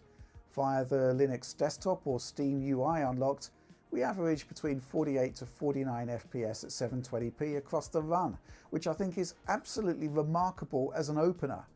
This is in no way the most complex scene in Control, but the key is we have overhead here if we choose to run the game at PS4 level 30 FPS. Aside from dips as we transition into gameplay and some flutters during a cutscene, the 30 FPS cap is essentially perfect with absolutely fine frame pacing. Now, comparing the Linux desktop with VSync off with Steam UI, which always has VSync on, you can see that frame delivery is smoother in Linux, while the deck's interface careens between 16 millisecond and 33 millisecond screen updates. Stutter versus tearing, basically, but if you're sticking with... Bro, that shit is running really fucking well. I don't know, man. This is so cool. I really just want to get this fucking thing. X-Funding fucking with the 729 alloy behind there. Looks like a man. Lego slap my ass off. Yeah, I don't know. Especially in Forbidden West. Nikocado looking motherfucker. But yeah, I don't know. This is just really impressive to me. I don't know. Like, it's an exciting piece of technology that we don't really get too often. Like, it's something really just brand new for the most part. With Steam UI, as most people likely will be, stutter it is. Now that's why I prefer 30 FPS generally in these scenarios. You're gaining consistency and indeed battery life, thanks to the low overall frame rate. Shadow of the Tomb Raider next, and a curious one because we have a rather good native Linux port here via Feral Interactive. The one caveat being that Feral tells me that running this game on Steam Deck has not been validated. Still, high settings here, one notch down from the top, and we're seeing rather good results. The entire benchmark sequence rolls out north of 30 FPS, with the unlocked Steam UI delivering 39 FPS up against 38 from the Linux desktop. Now this is likely down to the more limited CPU resources. As we move into the third segment of the bench, you can see that the cyan line is stuttering, where the unlocked deck UI doesn't seem to be losing performance. The 30 FPS mode, a few dropped frames in that final segment, but man, it's very, very consistent overall. Extremely impressive stuff, bearing in mind that we're pummeling the deck here with high settings, not the medium or low Yo, what the fuck? I forgot about this shit. presets. The motherfuckers wearing these thongs and shit like that. Typically associated with mobile PC gaming on an integrated GPU. Yo, they just had to zoom in on the fucking ass cheeks, didn't they? Kojima Productions' Death Stranding next, and we're running on default settings here, which by and large are a match for the PlayStation version of the game, only we're rendering at 720p versus a PS4 operating at 1080p with a capped 30 FPS. Across this short run, we're looking at a 46 to 47 FPS average on the unlocked renditions of the bench here, while aside from tiny, mostly unnoticeable blips, 30 FPS is 30 FPS, as it should be, with even frame persistence. Yeah, I mean, there are interesting comparisons to have with the last gen consoles generally, which we'll talk about later, but I'd chalk this up as another win for the deck. Now, Playground Games' Forza Horizon 5 next, and again, I'm not sparing the system some challenging content. I'm running at flat high settings here, but I've moved up motion blur to the long setting, which greatly aids fluidity in motion, especially at 30 FPS. I've also moved MSAA anti-aliasing up from high's standard 2x to 4x, because the content of the game was designed around 4x, with vegetation in particular looking a bit rough without it. In short, I'm making demands of the deck here, and this benchmark sequence is far more challenging than most of the game content. 37 FPS unlocked with Steam UI versus a faster but more unstable 39 FPS in the Linux desktop. More unstable, I guess, from the CPU overhead, but you know, still good stuff overall. Minor dropped frames at 30 FPS, but fine overall from the deck, bearing in mind this is how really challenging fucking this impressive. particular test is. Now, when I'm playing the game, it mostly plays out flawlessly with a 30 FPS cap based on my experiences. Finally, Horizon Zero Dawn. The benchmark sequence is based around Meridian, the most challenging area in the game, and we're running at 720p with original settings here, a match for PlayStation 4 then, just at a lower resolution. One thing to bear in mind with this game is that it does compile its shaders in the background as you play, and this can cause issues for a resources limited system like Steam Deck. My recommendation is to load up the game, start it and let it sit for a while before playing, otherwise you are prone to some bad stutter. Once shader compilation is sorted, it's a good showing here, 41 FPS average unlocked via the Steam UI versus 39 FPS with VSync off on the Steam desktop, again likely down to reduced CPU resources. Keep your eyes on the yellow line though. Consistent 30 FPS, consistent frame times once again from a system level frame rate cap, and this is pretty impressive stuff. All of these games run at 30 FPS on the last gen consoles. You can run them all at 30 FPS on Steam Deck with something approaching the same 33.3 millisecond per frame consistency of a console title. And look, none of these games were tested at low settings. I've given the deck both barrels and it has delivered. Horizon Zero Dawn, Forza Horizon 5. Now these games are not super fast, ultra optimal ports for the PC. They're kind of average really overall in terms of their performance levels. But yeah, I was point about to is say, that the Steam Horizon Deck- port especially is pretty fucking shit, right? I think the God of War port's a lot better. It'd be interesting to see that. I don't know if they tested it or not. is running them really, really nicely. I do want to share one word of caution though, something that the benchmarks may not pick up on. I've noticed in the past with AMD APUs that the GPU tends to get priority in terms of resources, which in gaming is how it should be. However, when the CPU is really pushed hard, it competes for those limited resources with the GPU and bad things can happen. Here's Days Gone from Cerny, which is a pretty great PC port actually. Using Alex's optimized settings here, we're a touch over budget on the GPU at 800p with a console level 30 FPS target, but I'm fairly confident that with some minor tweaks, locking to 30 shouldn't be too challenging. However, pop into the challenge areas and deploy the Horde and wow, this is pretty catastrophic, right? In a desktop environment where CPU and GPU have more power and their own bespoke power budgets, and they're not competing across the same RIP memory those frames interface, right stuff there like is this is really shit. an issue. Something you need to keep in mind with the deck though.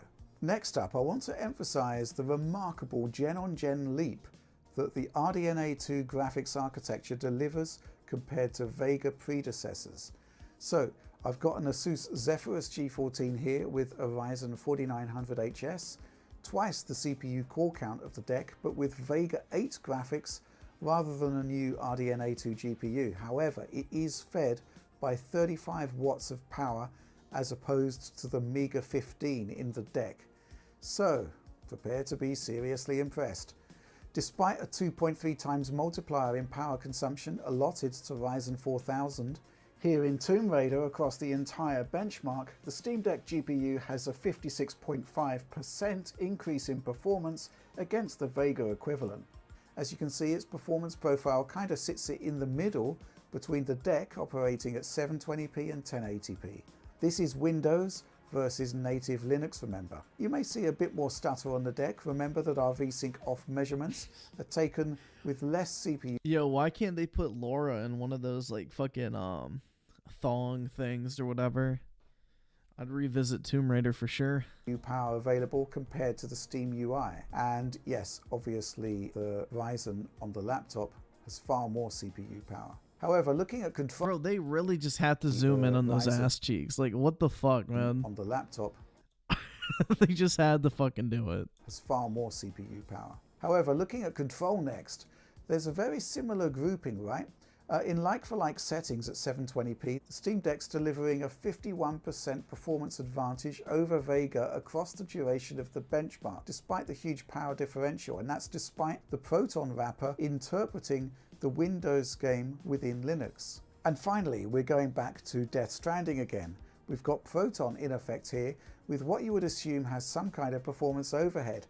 However, like for like, the Van Gogh processor outperforms Ryzen 4900HS here by 61.5%. In fact, amusingly, Steam Deck at 1080p has 83% of the older Ryzen chip's performance at 720p, which is kind of nuts. Now, this Ryzen is a couple of years old now, but still, this is a huge improvement. And you can only wonder what the new range of Ryzen 6000 notebook GPUs will deliver if they have the deck's graphics tech paired with much higher power budgets. Now, let's get a little more ambitious with our benchmark tests. I've talked a lot about base PlayStation 4 comparisons, and this got me thinking, is it possible to get some sense of proportion between the two systems, PS4 versus deck? To do this properly, we'd need a top-end PS4 game that pushed the state of the art, but one which also has an unlocked frame rate, and of course it also needs to have a good PC port. Enter Santa Monica Studios' God of War, where its Gold Master version, forever immortalized on Blu-ray disc, does have an unlocked frame rate. The developers also handed in a great PC port that runs like a champ on the Steam Deck, so let's take a look. PS4 1080p versus deck at 720p and native 800p, unlocked with matched content at the same quality settings. Across this clip, it's a 32.1 FPS average on PlayStation 4, up against 34.6 FPS at 800p on the deck and 36.6 FPS at 720p. So the evidence here is suggesting that despite having no low-level access to the processor, despite not really having a unified memory setup, and despite having to go through the Proton compatibility layer, the deck at its native resolutions can run a top-tier PS4 game with the same settings and even a small bump to performance overall, which is... That's pretty fucking impressive, dude. So you're getting basically PS4 level performance on a fucking handheld. That's wild. You know, really interesting stuff, right?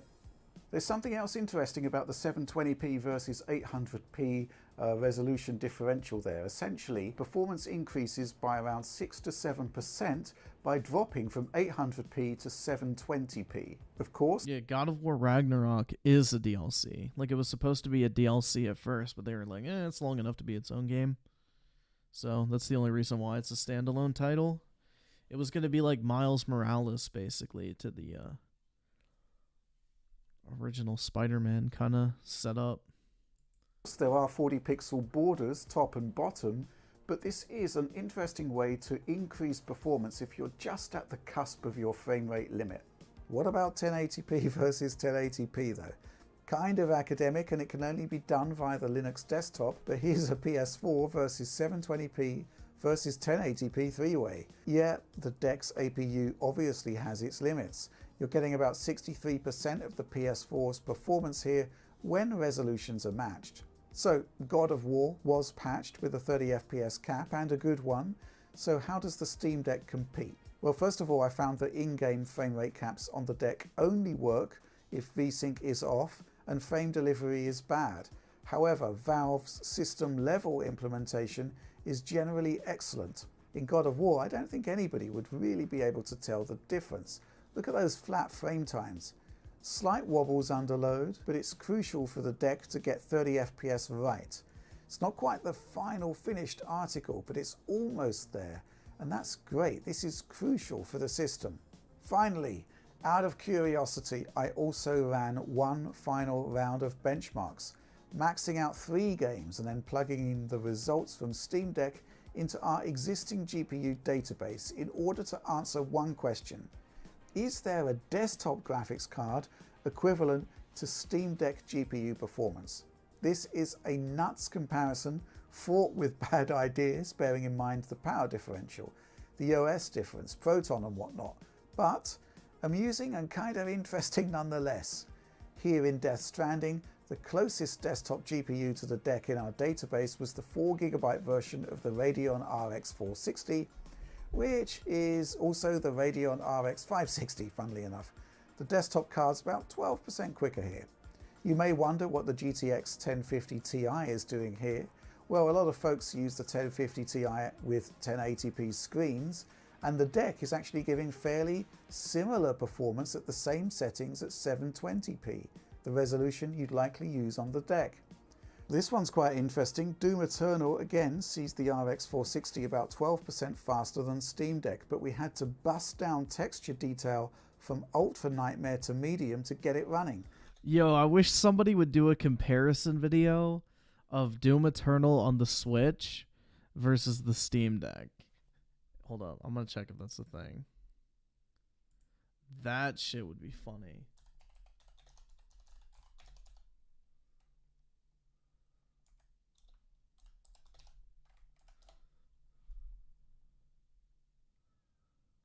Oh, fuck, nobody has it.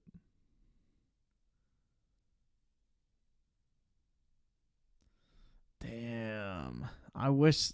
Yeah, that would be fucking funny. Or Witcher 3 on Switch versus Steam Deck. I would love to see the difference on that shit. Steam Deck's running this fully flat out with Ultra Nightmare settings across the board. Again, Steam Deck at 720p outperforms 1050 Ti at 1080p, and the Nvidia card's got some weird frame time issues here. Now, you might be wondering how we managed to get Ultra Nightmare textures running on Steam Deck. The system actually allocates 9 gigs of memory to GPU frame buffer memory, but that seems to be an outlier. For most games, it's actually 6 gigabytes, but that's more than enough for 720p or 800p gaming. So, next up, let's move on. Shadow of the Tomb Raider, highest settings. On the Steam Deck side here, remember that we have access to a native Linux version, and yeah, a bit more of a gap between RX 460 and Steam Deck here, but again, the handheld at 720p up against the GTX 1050 Ti at 1080p sees slightly higher performance from the Steam machine. Interesting stuff, right? Okay, so this is all a bit of minor silliness really, but it highlights the kind of ballpark level of performance you have, and then the accelerant you get from not having to run games at the standard 1080p. Okay, so the crucial thing here is going to be the price for this performance, right? And I'm not talking about MSRPs or whatever, because the deck is ridiculously good value for the hardware you're getting.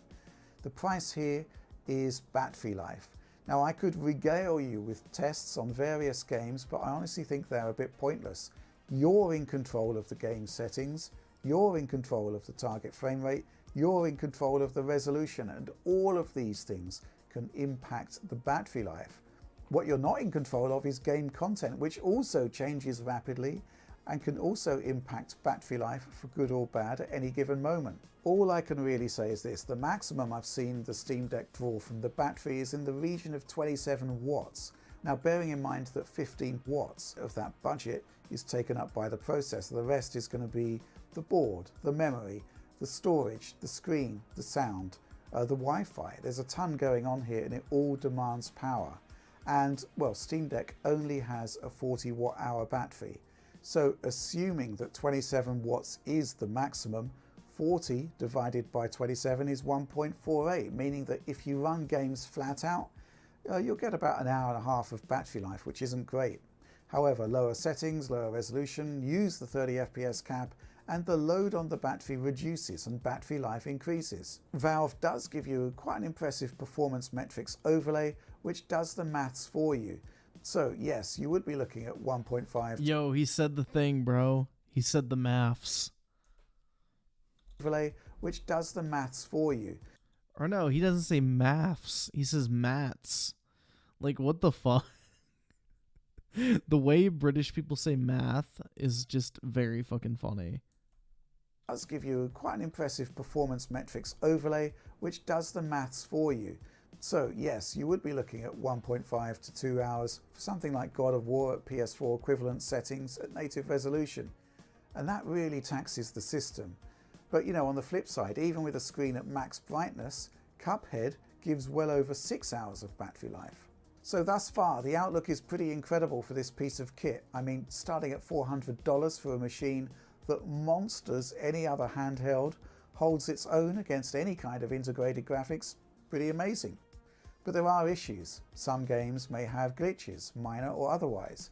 God of War here has minor graphical problems, but seems okay. However, Red Dead Redemption 2 randomly crashed in my testing. Nex Machina and The Witcher 2, well, they froze after loading. Forza Horizon 5 started out running really badly at the beginning of the review process, but Proton improved and now it's awesome. So I've been talking a lot about the latest and greatest games here, but this is a great chance also to revisit older titles in your Steam library, which should run as smooth as butter, and you know, by and large I guess they do. That said, I did find that titles like Enslaved and Sonic Generations here could still stutter quite badly. Is it down to the games?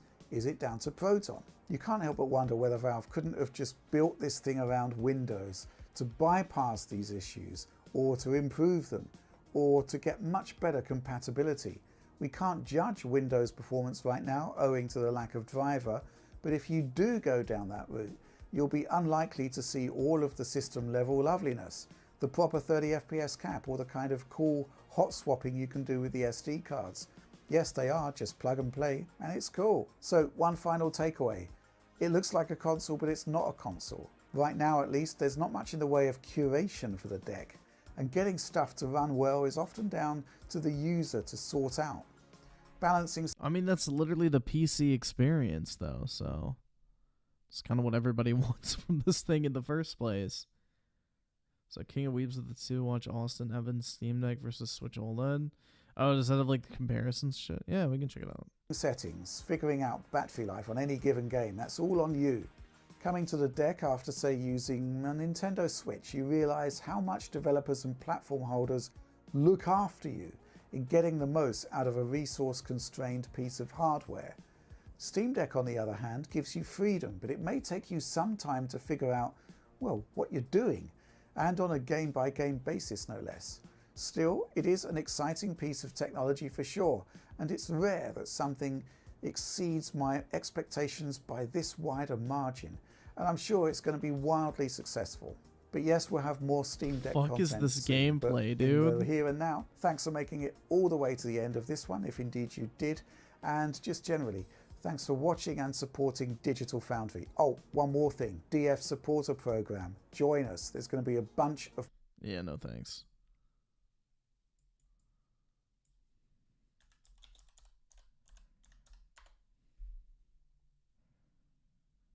At this point, you've already seen God, this dude's voice pisses me off.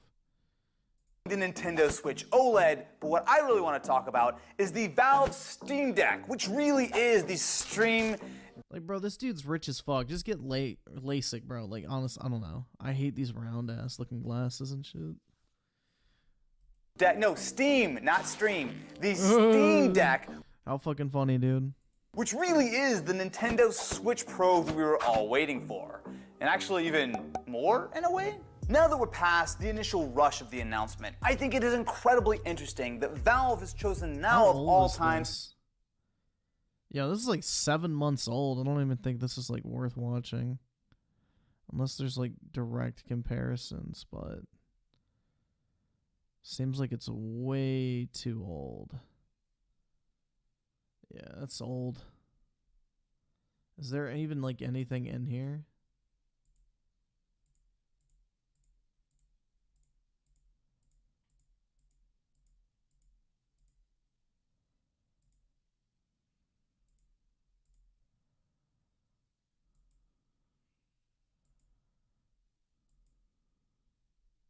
Yeah, it's too old. There's nothing to watch. It's all outdated shit anyway, probably.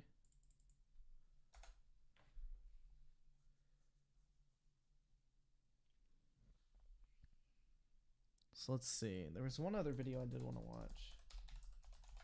From ReviewTech, the Gabe Newell thinks the Steam Deck will be the iPhone of gaming PCs. Which, I don't know what the fuck that means, but yeah.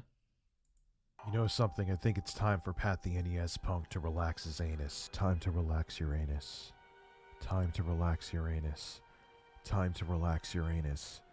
Time to relax your anus. Time to relax your anus. Time to relax your anus, Patrick. Ian, too. Skip it up and that up. So the Valve Steam Deck has officially been released into the wild as of February 25th, 2022. In case you didn't know the date, I have birds. Nice to meet you. ReviewTechUSA. This is a channel with men. You should subscribe. Hit the subscribe button below in the description, or the red button. It's not in the description. Also hit the bell to get notifications for all of my newest uploads, when there is newest uploads, when YouTube feels like sending you notifications, even when you hit the bell. Thanks, YouTube, for send out notifications, YouTube. Please. Just do it. Thank you. Thank you, Susan.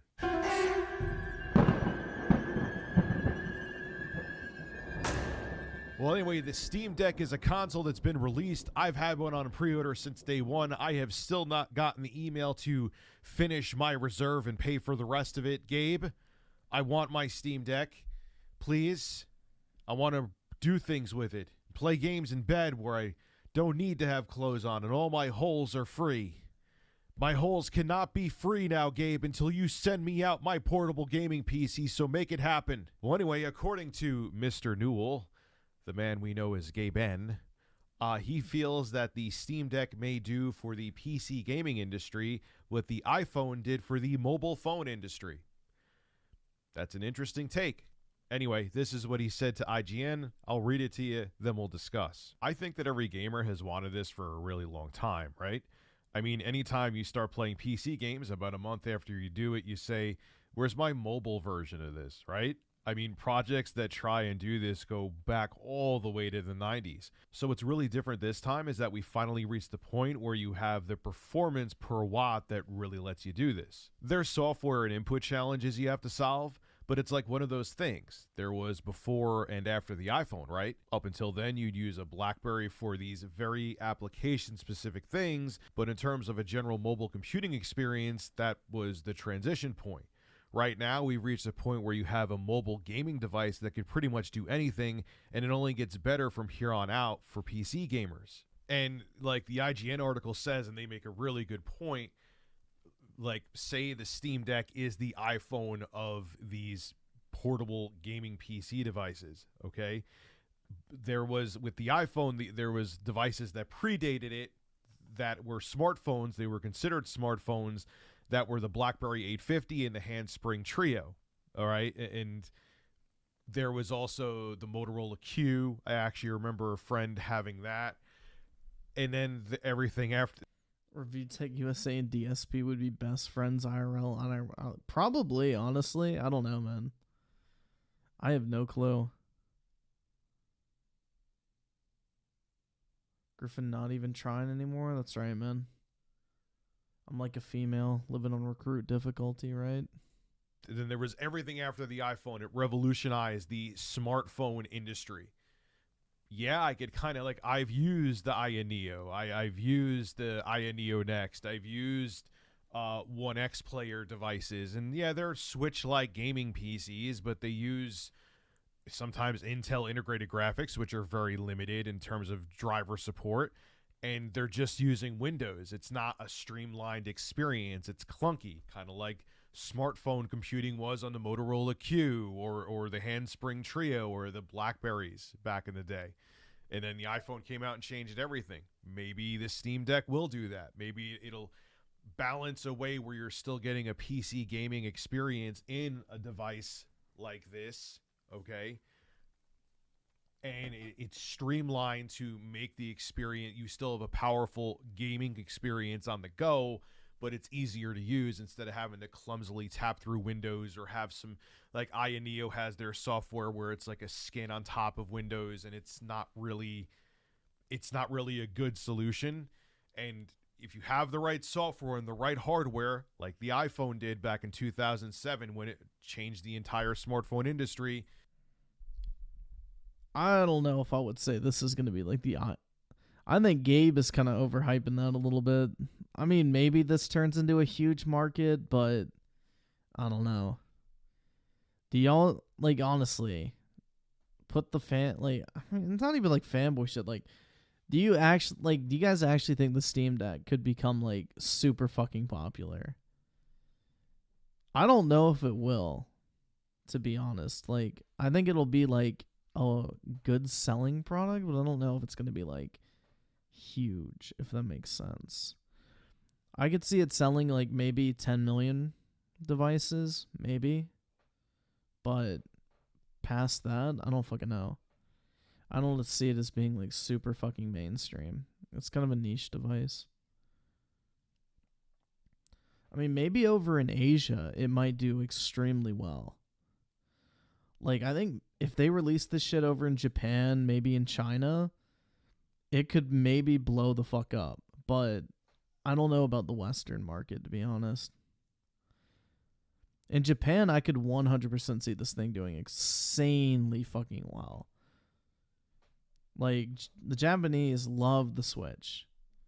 And for them to be able to play games like Final Fantasy XIV, you know, JRPGs and shit that aren't on the Switch in a better graphical fidelity, in the same kind of form factor, that to me would be like the biggest market. The Japanese market for sure.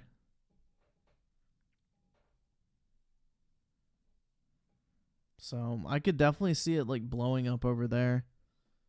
And maybe it does well in the US. I don't know. It's not widely enough available yet. Like, there's not enough of them out there. But I guess they're probably testing the market first, seeing how people like them with the pre-order units, and then after that they may ramp up production. I have no fucking clue, but overall, I think it's going to be a cool little niche device. I don't know if it's going to be like super fucking mainstream. Maybe Valve. Japanese don't support US products. That's major cap because I'm pretty sure iPhone is the majority market share phone in Japan. I'm pretty sure. Let's see. Japanese cell phone market share. I'm pretty sure that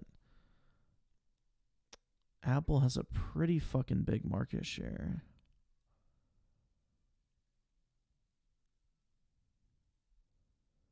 It's either, I'm trying to find it. I know let's be honest here. Nobody in Japan's buying a fucking Sony phone. They're either buying Samsung or Apple. Let me see if I can find the stats real quick. Like, that's the thing, bro. It's the Japanese buy foreign products. They don't just buy Japanese stuff. Especially if the Japanese stuff isn't on the same, like, par. So let's see. I don't know how. Can I get a list? Tried to find it, but I'm pretty sure Apple has a pretty big market share. So yeah, Apple was Japan's largest smartphone brand in 2020 with a 47.3% market share. Yeah. So Apple is the number one.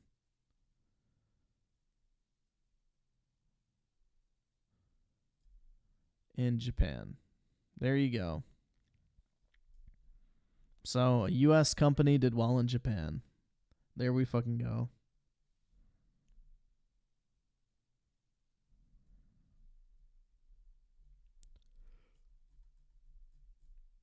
Valve does have a point, and the Steam Deck will be the iPhone of mobile gaming PCs. Only time will tell. I hear that the Steam Deck is really good, but rough around the edges.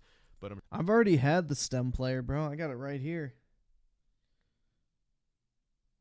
Let's see. Shit, is it charged?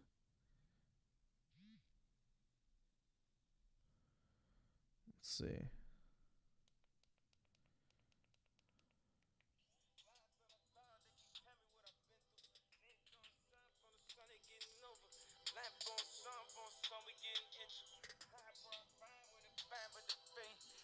Yeah, I have the stem player. I had it when it came out. Like, I pre-ordered it immediately. So, yeah, I have one.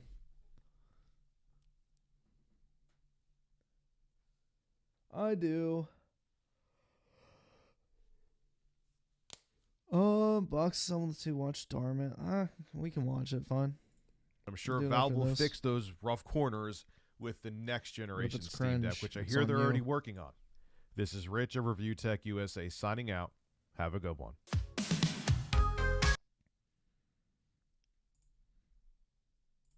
Yeah, I don't know, man. Like, I know iPhone's like the majority market share in the US, but I still got to rep the Samsung.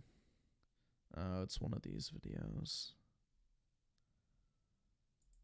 Hey, Dhar Bam, I'm super. Yeah, I don't know if I can do this, man. We'll see. These type of videos kind of piss me off. Man, I'm super not excited for you guys to watch today's video. Also because it's another collab with Dhar Mann. And to celebrate this collab, we're actually gonna not be giving our subscribers a PlayStation 5 because it's our PlayStation 5. And Dhar Mann. If you guys want to win one, all you have to do is subscribe to only my channel. All right, we hope you guys love it. Did you see Sniper Wolf stream yesterday with Sniper Wolf? It was so yeah. We watched you last night. Oh, you did? Yeah, I can't believe no one tossed. I told you it was gonna be Sam. Her name's Psychomancer. I'm okay with that name anyway. Oh my gosh, is that the new Dhar Mann studio? Yeah, I think I'm good, man. This is not for me.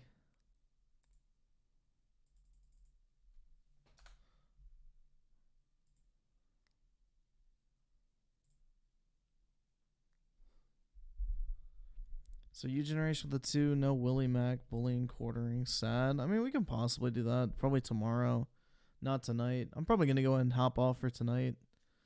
It is 4:13 for me, so I think I'm gonna go to sleep, guys. So appreciate everybody for coming out. I guess I will be live again tomorrow. So have a good one. Sleep well. And yeah, I'll talk to you guys tomorrow. Have a good one, guys.